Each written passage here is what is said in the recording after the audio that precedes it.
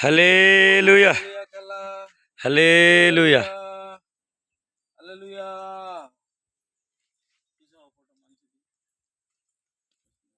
మంచిది అలా